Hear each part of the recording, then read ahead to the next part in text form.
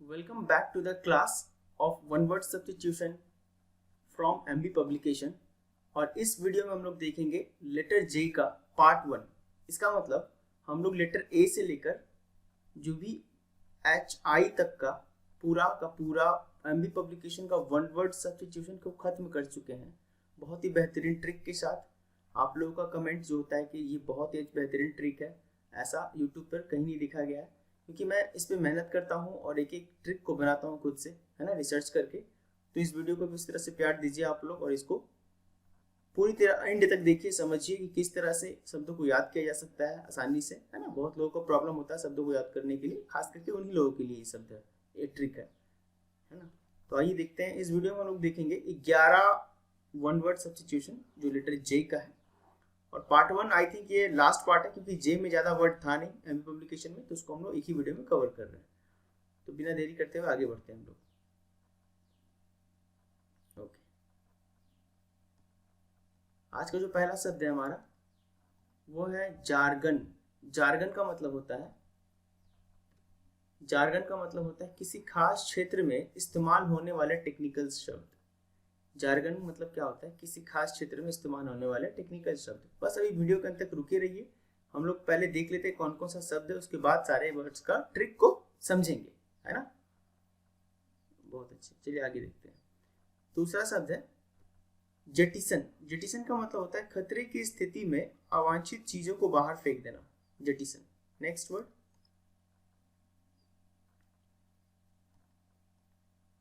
जाइब, है ना। नेक्स्ट वर्ड है हमारा जाइब। जाइब का मतलब होता है कटु टिप्पणी। Next word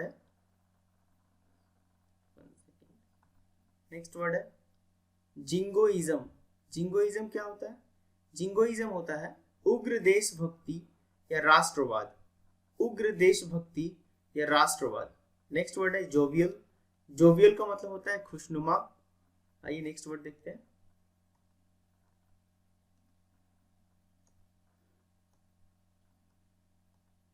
judgemental. हमारा नेक्स्ट वर्ड जो छठा वर्ड है क्या है? जजमेंटल। जजमेंटल का मतलब होता है किसी बात के प्रति आलोचनात्मक। जजमेंटल का मतलब क्या होता है? किसी बात के प्रति आलोचनात्मक।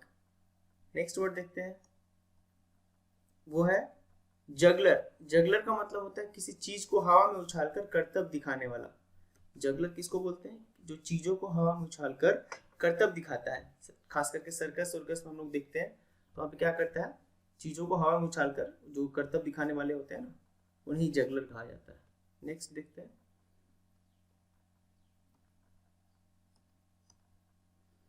जरिस्डिक्शन, है ना। नेक्स्ट वर्ड हमारा क्या है? जरिस्डिक्शन। जरिस्डिक्शन का मतलब होता है अधिकार क्षेत्र।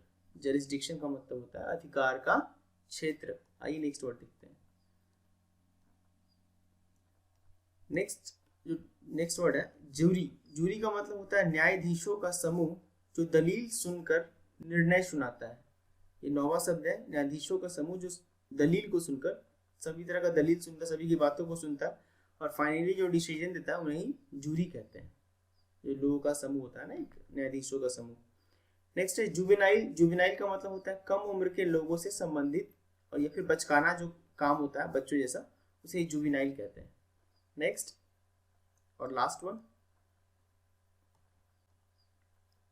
ये है आपका जक्स्ट अपोज, है ना। क्या है? जक्स्ट अपोज। जक्स्ट अपोज का मतलब क्या होता है? एक चीज को दूसरे के बगल में रखकर या फिर रखना ताकि अंतर स्पष्ट रूप से पता कर सके। दो सामान को आसपास में रख देंगे जो एक जैसा लगभग दिखता है, लेकिन अंतर खोजने के लिए, पता करने के लिए, जो हम लोग एक ही जैसा दिखने वाले दो चीजों को आसपास रखते हैं, तो उसे ही कहते हैं जक्स्टपोज। अब आइए हम लोग सारे शब्द को ट्रिक से देखते हैं कैसे कैसे बनता है। चलिए आज का पहला जो शब्द है, 1 सेकेंड, लेट मी, ऑलराइट। आज का जो पहला शब्द था जार्गन था, है ना। 1 मिनट।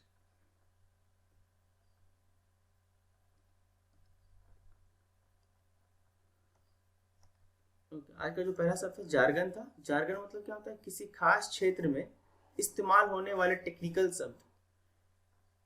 जैसे यहाँ पे देख लेते हैं, पहले इंग्लिश में देखते हैं क्या लिखा है। Special words used in a profession is called jargon, है ना।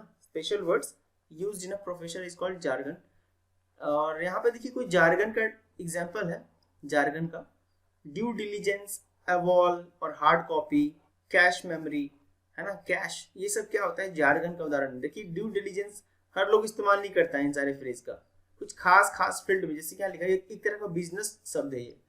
ड्यू डिलीजेंस क्या है, एक तरह का बिजनेस का शब्द है जो क्या रेफर करता है, to the research that should be done before making an important business decision.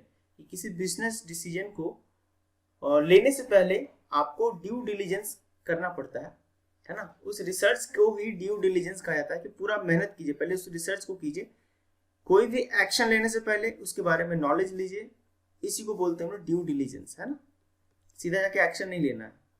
Next है एवॉल। एवॉल का मतलब क्या होता है, short for absent without leave, ये इसका शॉर्ट फॉर्म है एवॉल, एब्सेंट विदाउट, है ना, विदाउट को डब्ल्यू ऐसे किया है, विदाउट और लीव, ये भी हर लोग इस्तेमाल नहीं करता, लेकिन एवॉल इज अ मिलिट्री जार्गन, ये मिलिट्री लोग का इस्तेमाल होता है इसमें, मतलब जो लोग मिलिट्री में होते हैं इन फ्रेज का इस्तेमाल करते हैं, इस जार्गन का इस्तेमाल करते हैं। Used to describe a person whose whereabouts are unknown, कि जिसका ऐसा मान लीजिए कोई वहां से आया ही नहीं काम करते करते और उसके बारे में खास जानकारी भी नहीं था, और वो अगर नहीं आया उस दिन काम पे, तो उनके लिए वहां पर लोग इस्तेमाल करते हैं इस शब्द का, एवॉल का, है ना। उसी तरीके से हार्ड कॉपी। हार्ड कॉपी क्या होता है, a common term in business, academia and other fields, ये तो हम लोग भी इस्तेमाल करते हैं हार्ड कॉपी का, लेकिन एक तरह का जार्गन ये भी है। Hard copy is a physical print out of a document, है ना, हम लोग भी जानते हैं फिजिकल कॉपी ही होता है किसी भी डॉक्यूमेंट का, उसे ही हार्ड कॉपी कहते हैं। इलेक्ट्रॉनिक कॉपी हो गया पीडीएफ वीडीएफ, उसका जो अपोजिट हो गया हार्ड कॉपी, जो पेपर पे होता है सही हम लोग कहते हैं, एक तरह का जार्गन ये भी है हार्ड कॉपी बोलना। कैश, कैश जो हम लोग कैश मेमोरी होता है कंप्यूटर या मोबाइल में, है ना, तो in computing cache refers to a place for short term memory storage, कि कैश क्या रेफर करता है, बहुत कम समय के लिए कोई मेमोरी स्टोरेज जो होता है उसे हम लोग कैश का नाम देते हैं। अच्छा, इसका ट्रिक देखते हैं जार्गन का। Suppose in a military group jargon means to be alert so that enemies could not understand, कि मान लीजिए मिलिट्री का एक जत्था है जो कहीं गया रहने के लिए किसी पहाड़ी पे जंगल में, तो यहाँ पे अगर उनमें से कोई बोले जागन, जागन होता ना जो बहादुर लोग होता है और रात में बोलता है जागते रहो, तो इस तरह से जागो, जार्गन को अगर हम जागो की तरह देखें, जागो, और जागो हर लोग नहीं समझ पाएगा कि आप कौन बोल रहा है कैसे बोल रहा है, अगर वो बोले जागन, है ना, तो मिलिट्री वाला एक दूसरे को क्या ऐसे संकेत देंगे कि अलर्ट हो जाओ, एनिमी आने वाला है, और वो लोग इस बात को समझ नहीं पाता कि जागन का मतलब क्या होता है, तो जागन को ही हम एक जागन बना दिए, समझ रहे, जागन वर्ड को ही एक जागन की तरह इस्तेमाल कर लिए। आइए आगे देखते हैं। नेक्स्ट वर्ड जो हमारा है जेटिसन। जेटिसन का मतलब होता है खतरे की स्थिति में अवांछित चीजों को बाहर फेंक देना, खतरे की स्थिति में अवांछित चीजों को बाहर फेंक देने की स्थिति को ही बोलते हैं जागन, सॉरी जेटिसन, है ना। तो टू थ्रो अननेसेसरी और unwanted things from ship etcetera, कि शिप से या फिर एयरप्लेन से अगर मान लीजिए उसमें कोई हादसा होने वाला है और उसमें लोड ज़्यादा है और कहीं से इन्फॉर्मेशन मिला कि इसमें से अगर 50 किलो या 100 किलो वेट गिरा दिया जाए, खत्म कर दिया जाए, तो बच सकता है क्रैश होने से, उस स्थिति में जो सामान फेंका जाता है उसे जेटिसन कहते हैं, सामान को त्याग देना। इसका ट्रिक देखिए, जेट पर, जेट होता है ना, जेट जो जेट प्लेन होता है, जेट पर से अपने भारी भरकम सन को फेंक देना इज कॉल्ड जेटिसन। इसको एक कहानी से समझते हैं कि एक फादर और उनका सन जो बहुत ही हेल्दी है, दोनों जा रहे होते हैं अपने पर्सनल जेट से, है ना, लेकिन क्या होता है कि जेट में कुछ खराबियां नहीं कारण, क्योंकि ओवरलोड हो जाता है, उनका सन तो बहुत भारी रहता है ना, तो अब उनको ये पता होता है बात कि इसका लोड कम किए बिना या फिर 2 आदमी रहेंगे तो ये जेट तो क्रैश होगा ही होगा, तो उनके पास एक पैराशूट रहता है ना, क्या करते हैं अपने सन को पहनाकर और फेंक देते हैं उसको ऊपर से नीचे, तो जेट पर से सन को फेंक देना ही जेटिसन। नेक्स्ट, अच्छा ये देखिए जाइब। जाइब का मतलब होता है कटु टिप्पणी करना, एन इंसल्टिंग रिमार्क, कैसा रिमार्क, कैसा रिमार्क देना, इंसल्टिंग रिमार्क करना, कुछ नीचे गिराकर बात करना किसी से। अब देखिए जॉन सीना और इधर द रॉक, दोनों के बीच में कुछ होते ही रहता है। WWE में हम लोग देखते हैं कि एक दूसरे पे कटाक्ष किया जाता है, भले ही स्क्रिप्टेड हो लेकिन होता है इस तरह से, एक दूसरे को अंडर एस्टिमेट करके गिराकर बात किया जाता है। ट्रिक क्या है, जाइब को हम लोग भोजपुरी का जो जाइब होता है ना, बहुत लोग सुने होंगे, नहीं सुने हैं तो मैं बताता हूँ कि भोजपुरी एक शब्द है, भाषा है, शब्द नहीं। जाइब का मतलब होता है कि कोई बोलता है कि मैं जा रहा हूँ या फिर मैं जाऊंगा, तो उसमें हम लोग बोलते हैं जाइब, है ना, उसमें वो लोग क्या बोलते हैं, jibe. So let's make it funnier to remember, इसको थोड़ा सा फनी बनाते हैं याद करने के लिए, जाइब को जाइब की तरह देखते हैं। Relate this with Bhojpuri word जाइब, है ना। तो क्या बोल रहा है, हम तो जयबे कर, मान लीजिए जॉन सीना क्या बोल रहा है रॉक को कि रेसलमेनिया का लड़ाई होने वाला है, तो बोल रहा है कि हम तो जयबे करब, अगर नहीं मिलेगा हमको बेल्ट तो, मगर तू हो जाइब, तुमको भी लेने नहीं देंगे। तो हम तो, इसका कैसा कटु टिप्पणी है, ये कटु टिप्पणी है ना, ये क्या है, कटु एक टिप्पणी है। क्या टिप्पणी कर रहा है जॉन सीना कि हम तो जयबे करब मगर तू हो जाइब, जाइब मतलब कटु टिप्पणी, यानी इंसल्टिंग रिमार्क है ये। चलिए इस तरह से रिलेट करके याद हो गया। Next is jingoism. जिंगोइज्म क्या होता है, उग्र देशभक्ति या राष्ट्रवाद, है ना, उग्र देशभक्ति या राष्ट्रवाद को हम लोग बोलते हैं jingoism. Extreme and aggressive patriotism, बहुत ही ज्यादा एक्सट्रीम और एग्रेसिव पैट्रियोटिज्म जो होता है उसे हम लोग कहते हैं जिंगोइज्म।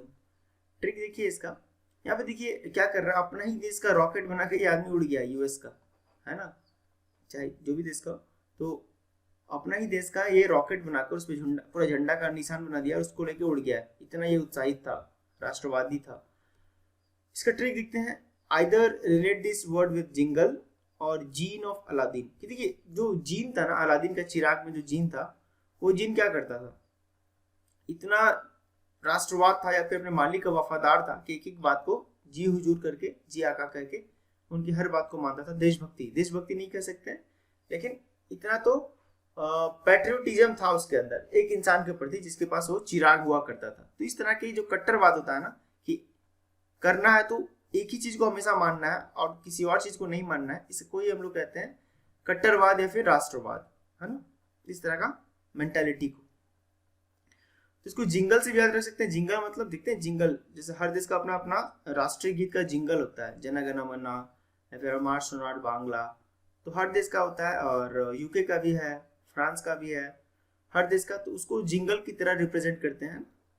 तो जिंगल बजाना इज कॉल्ड जिंगोइज्म, जिंगल को बजाना ही इज कॉल्ड जिंगोइज्म। ये जिंगल बजा बजा कर जो दिन भर सुनता हो अपने देश का राष्ट्रगीत का, उसको ही कहेंगे जिंगोइज्म, एग्रेसिव पैट्रियोटिज्म बोलेंगे। और जीन वाला तो याद हो ही गया होगा इस तरह से। चलिए आगे देखते हैं क्या है नेक्स्ट वर्ड, जोवियल। जोवियल का मतलब होता है खुशनुमा, जोवियल का मतलब क्या होता है, खुशनुमा। चीयरफुल एंड फ्रेंडली, बहुत ही चीयरफुल एंड फ्रेंडली होता है, उसे जोवियल कहते हैं। ट्रिक देखिए इसका, sounds similar to joyful. Sound कैसा हो रहा है इसका, जॉयफुल के जैसा साउंड कर रहा है ये। क्यों, क्योंकि देखिए जोवियल और जॉयफुल, जॉयफुल का मतलब पता है सबको, खुशी से भरा हुआ होता है। जॉय मतलब खुशी, है ना, इंजॉय, इंजॉय, वही जॉय है यहाँ पे। जॉय मतलब खुश और फुल मतलब भरा हुआ, तो जॉयफुल और जोवियल ये भी दोनों सेम टू सेम सुनने में याद हो जाएगा। Next is judgemental. क्या है, जजमेंटल, तो ऐसा मेंटालिटी हो जो हर लोगों को जज करता हो, ऐसा मेंटालिटी हो जो हर लोगों को क्या करता हो, जज करता हो, वैसे मेंटालिटी को ही जजमेंटल कहते हैं। किसी बात के प्रति आलोचनात्मक, हमेशा आलोचना करते रहता है हर बात पर लोगों का, उसे जजमेंटल कहते हैं। हैविंग और displaying an overly critical point of view, कि ओवरली क्रिटिकल, बहुत ज़्यादा सोच समझ के पॉइंट ऑफ व्यू देता हो अपना इंसान, हर चीज़ पे बहुत ज़्यादा सोचता हो, इस तरह से कट्टरवाद जैसा, और आलोचना करता हो, उसे ही कहेंगे जजमेंटल इंसान। तो देखिए पिक्चर, ये किससे जज कर रहा है लोग, ऐसे देखकर आपको, व्हेन वी जज people without using our right mentality is called, then it is the mentality of judgemental mentality, है ना। चलिए नेक्स्ट, यहाँ पे कैसे याद रख लेंगे, जज प्लस मेंटालिटी से जजमेंटल।